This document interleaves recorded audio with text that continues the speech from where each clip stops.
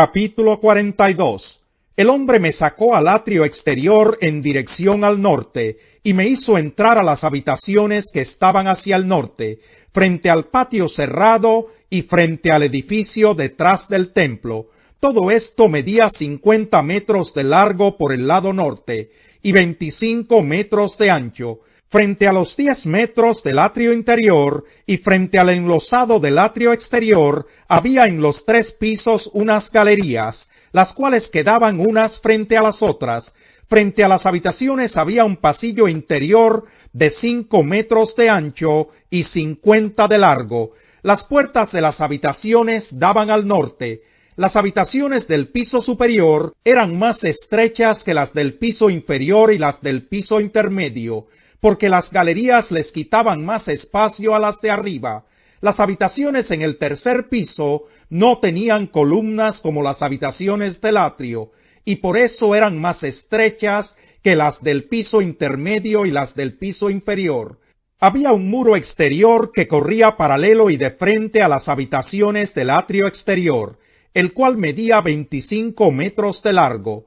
Las habitaciones que daban al atrio exterior medían 25 metros, mientras que las que daban al frente del templo medían 50 metros. A las habitaciones del piso inferior se entraba por el atrio exterior, es decir, por el este. Por el lado sur, a lo largo del muro del atrio, frente al patio y frente al edificio detrás del templo, había unas habitaciones. Tenían un pasillo frente a ellas, como el de las habitaciones de la parte norte. A su vez tenían la misma longitud, el mismo ancho, las mismas salidas, las mismas disposiciones y las mismas entradas. Bajo las habitaciones que daban al sur, frente al muro que daba al este, que era por donde se podía entrar a ellas, había una entrada al comienzo de cada pasillo. El hombre me dijo: las habitaciones del norte y del sur, que están frente al patio, son las habitaciones sagradas. Allí es donde los sacerdotes que se acercan al Señor comerán las ofrendas más sagradas. Allí colocarán la ofrenda de cereal, la ofrenda por el pecado y la ofrenda por la culpa, porque el lugar es santo. Cuando los sacerdotes entren allí, no saldrán al atrio exterior sin dejar antes las vestiduras con que ministran, porque esas vestiduras son santas. Antes de acercarse a los lugares destinados para el pueblo, deberán vestirse con otra ropa. Cuando el hombre terminó de medir el interior del templo, me hizo salir por la puerta que da al oriente, y midió todo el contorno. Tomó la vara para medir el lado oriental, y éste midió 250 metros. Después midió el lado norte, y también medía 250 metros. Luego el lado sur, 250 metros. Luego se volvió hacia el lado oeste y lo midió, 250 metros. El hombre tomó las medidas de los 4 lados. La zona estaba rodeada por un muro que medía 250 metros de largo por 250 metros de ancho. Este muro separaba lo sagrado de lo profano. Capítulo 43. Entonces el hombre me llevó a la puerta que da al oriente, y vi que la gloria del Dios de Israel venía del oriente, en medio de un ruido ensordecedor, semejante al de un río caudaloso, y la tierra se llenó de su gloria. Esta visión era semejante a la que tuve cuando el Señor vino a destruir la ciudad de Jerusalén, y a la que tuve junto al río Quebar. Me incliné rostro en tierra, y la gloria del Señor entró al templo por la puerta que daba al oriente. Entonces el Espíritu me levantó y me introdujo en el atrio interior, y vi que la gloria del Señor había llenado el templo. Mientras el hombre estaba de pie a mi lado, oí que alguien me hablaba desde el templo. Me decía: Hijo de hombre, este es el lugar de mi trono, el lugar donde pongo la planta de mis pies. Aquí habitaré entre los israelitas para siempre. El pueblo de Israel y sus reyes no volverán a profanar mi santo nombre con sus infidelidades, ni con sus tumbas reales y sus cultos idolátricos. Los israelitas profanaron mi santo nombre con sus acciones detestables, pues colocaron su umbral y sus postes junto a los míos, con tan solo un muro de por medio. Por eso en mi ira los exterminé. Que alejen ahora de mí sus infidelidades y sus tumbas reales, y yo habitaré en medio de ellos para siempre. Hijo de hombre, cuéntale al pueblo de Israel acerca del templo, con sus planos y medidas, para que se avergüencen de sus iniquidades. Y si se avergüenzan de todo lo que han hecho, hazles conocer el diseño del templo y su estructura, con sus salidas y entradas, es decir, todo su diseño, al igual que sus preceptos y sus leyes. Pon todo esto por escrito ante sus ojos, para que sean fieles a todo su diseño y cumplan todos sus preceptos. Esta es la ley del templo. Todo el terreno que lo rodea sobre la cumbre del monte será un lugar santísimo. Tal es la ley del templo. Estas son las medidas del altar.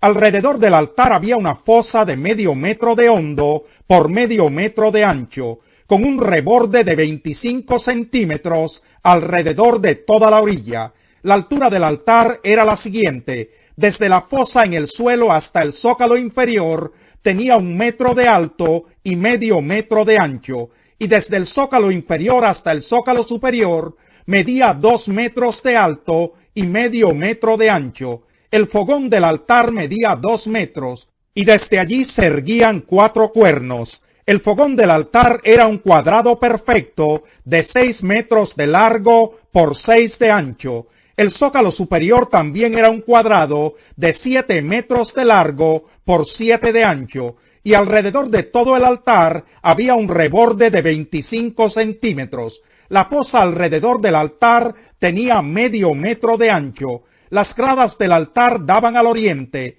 Luego el hombre me dijo: Hijo de hombre, así dice el Señor Omnipotente: el día que se construya el altar para ofrecer los holocaustos y para derramar la sangre, se deberán seguir estas normas. A los sacerdotes levitas descendientes de Sadoc, que se acercan para servirme, les darás un ternero para que lo ofrezcan como sacrificio por el pecado. Lo afirma el Señor Omnipotente. Luego tomarás un poco de la sangre y con ella rociarás los 4 cuernos, las 4 esquinas del zócalo superior y todo el reborde que lo rodea.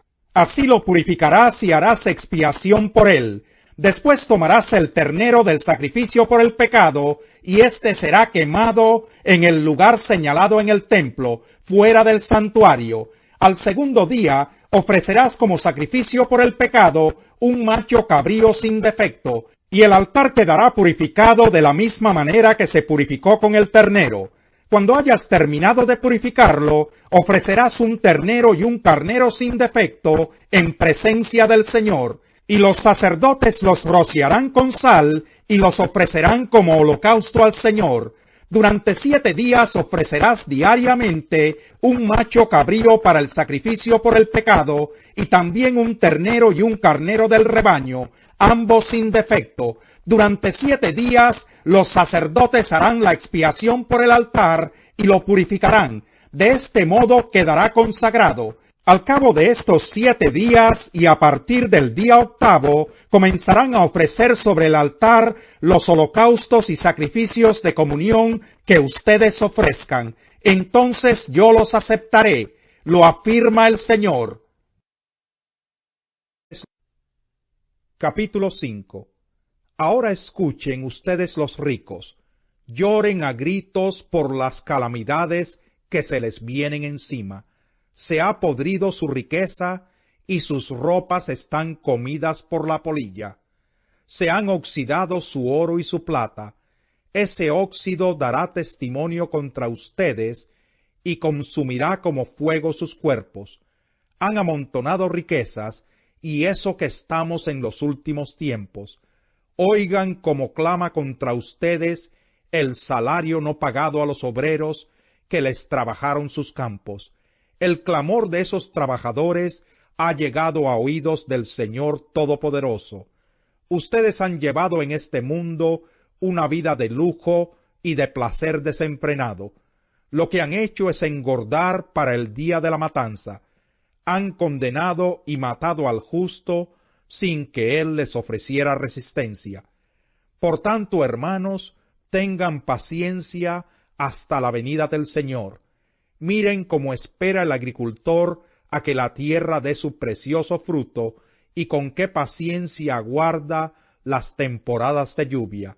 Así también ustedes, manténganse firmes y aguarden con paciencia la venida del Señor que ya se acerca. No se quejen unos de otros, hermanos, para que no sean juzgados. El juez ya está a la puerta.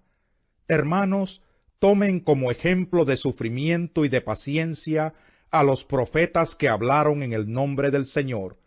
En verdad consideramos dichosos a los que perseveraron. Ustedes han oído hablar de la perseverancia de Job y han visto lo que al final le dio el Señor. Es que el Señor es muy compasivo y misericordioso. Sobre todo, hermanos míos, no juren ni por el cielo, ni por la tierra, ni por ninguna otra cosa. Que su sí sea sí y su no, no, para que no sean condenados. ¿Está afligido alguno entre ustedes? Que ore. ¿Está alguno de buen ánimo? Que cante alabanzas. ¿Está enfermo alguno de ustedes? Haga llamar a los ancianos de la iglesia para que oren por él y lo unjan con aceite en el nombre del Señor. La oración de fe sanará al enfermo y el Señor lo levantará. Y si ha pecado, su pecado se le perdonará. Por eso, confiésense unos a otros sus pecados y oren unos por otros, para que sean sanados. La oración del justo es poderosa y eficaz. Elías era un hombre con debilidades como las nuestras. Con fervor oró que no lloviera, y no llovió sobre la tierra durante 3 años y medio. Volvió a orar, y el cielo dio su lluvia, y la tierra produjo sus frutos. Hermanos míos, si alguno de ustedes se extravía de la verdad, y otro lo hace volver a ella, recuerden que quien hace volver a un pecador de su extravío, lo salvará de la muerte y cubrirá muchísimos pecados. Salmo 119. Dichosos los que van por caminos perfectos, los que andan conforme a la ley del Señor. Dichosos los que guardan sus estatutos y de todo corazón lo buscan. Jamás hacen nada malo, sino que siguen los caminos de Dios. Tú has establecido tus preceptos para que se cumplan fielmente. Cuánto deseo afirmar mis caminos para cumplir tus decretos. No tendré que pasar vergüenzas cuando considere todos tus mandamientos. Te alabaré con integridad de corazón cuando aprenda tus justos juicios. Tus decretos cumpliré. No me abandones del todo. ¿Cómo puede el joven llevar una vida íntegra? Viviendo conforme a tu palabra. Yo te busco con todo el corazón. No dejes que me desvíe de tus mandamientos. En mi corazón atesoro tus dichos, para no pecar contra ti. Bendito seas, Señor. Enséñame tus decretos. Con mis labios he proclamado todos los juicios que has emitido. Me regocijo en el camino de tus estatutos, más que en todas las riquezas. En tus preceptos medito, y pongo mis ojos en tus sendas. En tus decretos hallo mi deleite, y jamás olvidaré tu palabra. Más vale pobre pero honrado, que rico pero perverso. El hijo entendido se sujeta a la ley. El derrochador deshonra a su padre.